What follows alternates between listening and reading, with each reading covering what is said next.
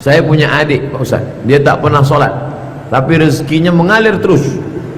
Dalam seketika bisa dia punya rumah, mobil, tapi tak pernah sholat, tak pernah sedekah, selalu buat sedih hati orang tua, sombong pula. Inilah yang namanya istidraj. Kalau tak pernah sholat, rezeki tetap lancar, istidraj. Tak pernah sedekah, anak istri sehat, istidraj. Tak pernah buat baik, sombong angkuh, tapi hidup adem ayam tentram, istidraj. Sanastadrijuhum, kami permainkan mereka dengan istidraj. Wa umli, aku ulur rezeki banyak, ku ulur badan sehat, ku ulur keluarga akur. Wa umli lahum inna kaidi matin, tipu dayaku amat sangat kuat. Nauzubillah. Adapun orang yang solat rajin sakit-sakitan, saya Pak Ustadz dulu sebelum pengajian ini tenang-tenang aja hidup saya. Begitu pengajian pulang sendallah hilang, helmlah lupa menelungkupkannya, keluar penuh kena air hujan. Tak nyaman hidup saya. Ma asaba min musibatin ma yusibul mu'min min nasabin wala wasabin wala saqamin wala syaukin. Susah hati, gundah gulana, galau, sakit, tertusuk duri, illa kaffarallahu anhu biha sayyi'atu.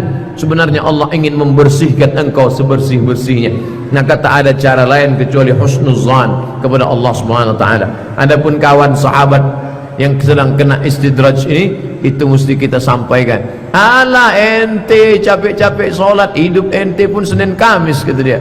Aku tak pernah aku solat, nampaknya Tuhan sudah lupa ni, katanya. Nampaknya malaikat sudah salah alamat ngasih rezeki ini, kata dia, mengejek. Maka kita tetap sampaikan kepada dia, tetap sampaikan semampu kita, karena kalau tidak dia makin jauh, makin jauh. Innallaha la yumli lizalim.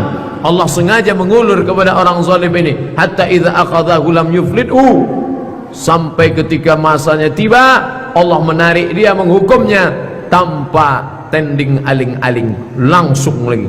Na'udzubillah. Kenapa Allah membuat ini sama dia? Kalau begitu Tuhan itu jahat. Na'udzubillah. Subhanallah ta'ala amma yusyrikun, subhanallah ta'ala amma yasifun. Allah buat macam ini karena dia fasik. Yudhillu bihi katsira, Allah menyesatkan orang banyak. Wa yahdi bihi katsira, Allah memberikan hidayah pada orang banyak. Loh, dia termasuk yang yudhil, disesatkan Allah. Kenapa dia disesatkan Allah? Wa ma yudhillu bihi illal fasiqin, karena dia fasik. Ceramah tak mau dia dengar, ustaz sudah banyak tak mau dia, Al-Quran sudah diturunkan dia tak peduli, tetap dengan kefasikannya, disesatkan Allah sekalian. Na'udzubillah. Apakah orang Islam yang pernah murtad harus disyahadatkan lagi? Ya. Innalladzina amanu, beriman, thumma kafaru, murtad, thumma amanu, masuk Islam lagi, thumma kafaru, murtad lagi, thumma zdadu kufran, 3 kali murtad, lan tuqbala taubatuhum, maka tak diterima. Game is over, selesai, habis. Maka kalau dia masuk Islam, maka dia harus bersyahadat balik. Asyhadu, disaksikan orang banyak, asyhadu an la ilaha illallah wa asyhadu anna muhammadan rasulullah. Orang ini pernah murtad tapi telah kembali ke dalam Islam lagi, insya Allah sudah taubat nasuha, kita terima dia. Berapa tuh artis-artis yang dulu nikah sama perempuan non muslim, murtad dia, lalu kemudian setelah pisah dia dengan perempuan tuh, balik dia masuk Islam, bersyahadat dia, nikah dia dengan perempuan yang muslimah baru, diterima Allah Subhanahu wa taala. Kalau lupa membayar zakat fitrah, apa yang harus kita lakukan? Kalau khatib sudah naik ke atas mimbar, fa innaha shadaqatun minas shadaqat, dia hanya sedekah biasa saja, tidak dihitung lagi sebagai zakat fitrah. Jadi apa yang bisa dilakukan? Tetap bersedekah dan beristighfar, minta ampun kepada Allah, jangan diulang lagi akan datang. Begitu panjang waktu kok tak bayar zakat fitrah. Dari mulai 1 Ramadan sudah bisa bayar zakat fitrah sampai khatib naik mimbar, besok, tak ada alasan untuk tak bayar zakat fitrah. Tapi yang sudah terlanjur apa boleh buat? Maka bersedekah dan banyak-banyak beristighfar, minta ampun kepada Allah. Wa asbi'is sayyi'atal hasanata, iringilah perbuatan yang tak baik dulu jahiliyah kafir, hasanah dengan perbuatan yang baik, tamhuha, mudah-mudahan bisa menghapus dosa yang silap salah. Saya menyukai seorang akhwat, dan kata teman saya dia pun suka juga kepada saya, dan dia punya pacar non muslim. Akhwat itu punya pacar non muslim. Kalau teman saya harus menyelamatkannya, apakah termasuk jihad? Ini entah bertanya entah minta dalil, karena mencegahnya daripada murtad Pak Ustaz. Man ra'a minkum mungkaran, siapa di antara kamu melihat kemungkaran, falyughayyirhu biyadihi, robah dengan tangan.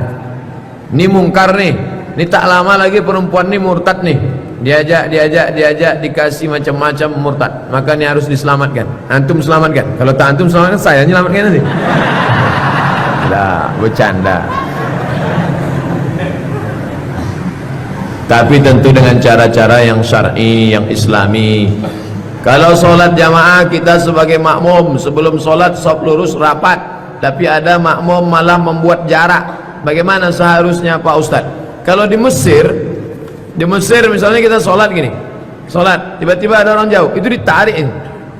Orang Mesir itu biasa narik. Nah, di sini jangan coba, tariklah kalau tak gitu. Kenapa? Karena sawus sufuf, luruskan shaf. Fa inna taswiyatas sufuf min tamamis shalah. Lurusnya shaf bagian dari kesempurnaan salat. Sampai imam tak mengangkat takbiratul ihram sebelum menengok. Dua guna imam menengok ke belakang. Pertama, menengok shaf rapat dan lurus. Yang kedua, menengok keadaan makmum. Kalau banyak orang tua jangan ayatnya panjang-panjang. Itu gunanya tengok. Oh, atu gitu dia. Kok gitu kulhu aja lah. Itu guna dia menengok ke belakang. Afattanun anta, kata Nabi kepada Muaz bin Jabal. Fattan, kau buat ayat panjang-panjang, apa kau mau menimbulkan fitnah? Melapor sahabat kepada Nabi, ya Rasulullah, tadi Muaz bin Jabal dibantainya ayat panjang betul. Afattanun anta, apa kau mau menimbulkan fitnah? Apa yang dibacanya? Surat Al-Baqarah dibacanya. Bagaimana membedakan majlis yang berbeda aliran dari ajaran Islam sebenarnya? Apalagi di Pekanbaru ini banyak majlis-majlis, dan banyak juga ikhwan akhwat yang baru hijrah, yang di dalam hatinya menggebu-gebu mau update dan selalu hadir dalam setiap tablik akbar. Tolong penjelasan Ustadz supaya kita yang baru hijrah ini tak salah dalam memilih majlis. Pertama, majlisnya terbuka. Jangan yang eksklusif, tertutup-tutup, sembunyi-sembunyi, rumah anu jam 2 malam harus mati lampu. Itu betul. Tuh, harus ada setoran per bulan beginian. Yang kedua, cirinya kata Majelis Ulama Indonesia, tidak mengingkari rukun iman dan rukun Islam. Syahadat, salat, zakat, puasa, haji. Beriman kepada Allah wa malaikatihi wa kutubihi wa rusulihi wal yawmil akhir wa biqadri khairihi wa syarrihi. Kalau ada sesuatu yang meragukan, tanya Ustaz. Silakan makan obat ini. Bila 3 hari flu tak hilang, konsultasikan ke dokter, kan begitu. Ikuti kajian ini, ikuti. Kalau ada yang meragukan, datang ke Dokter Mawardi. Kalau ada yang meragukan, datang ke Dokter Mustafa Umar. Ada yang meragukan, datang ke Dokter Saidul Amin. Ke Ustaz Somad, jangan. Dokter-dokter itu aja datang.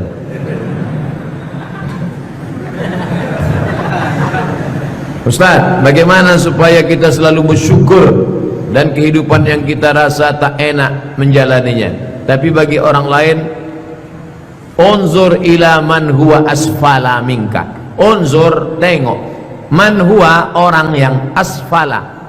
Asfala itu artinya apa? Aspal, bawah. Tengok orang di bawah, yang emak ayahnya hidup sekarang merasa tak nyaman, aku tak enak ini mak aku begini ayah. Besok kau cari orang yang tak punya mak, tak punya ayah. Saya dikirimi orang gambar, dibuatnya gambar emak, dipeluknya gambar. Lama saya tengok, meleleh air mata saya. Takut pula ditengok orang lain. Bersyukurlah dengan nikmat yang diberikan Allah. Maka kita suruh tengok ke bawah. Makanya suruh sering-sering ke panti asuhan, pergi ke panti jompo, tengok tempat orang yang sakit. Supaya apa? Mensyukuri nikmat Allah SWT. Nikmat ini baru terasa kalau dia tak ada. Ketika dia ada, kita menganggap ini bonus dari Allah. Telunjuk ni baru kita terasa nikmat telunjuk ketika telunjuk luka. Ketika telunjuk luka tak bisa lurus, barulah asyhadu alla ilaha illallah, barulah terasa bahwa itu nikmat. Sudah tak ada dia, baru kita rasa nikmat. Oh, yang lebih celakanya ketika nikmat hidup itu sudah dicabut Allah, baru terasa bahwa nikmat hidup itu rupanya nikmat. Na'udzubillah. Absarna, mata kami sudah menengok azab. Wa sami'na, telinga kami sudah mendengar azab. Farji'na, balikkan lagi kami ke dunia ya Allah. Na'mal salihan, kami mau beramal saleh. Tak bisa. Apa lagi? Penyesalan tak bermakna.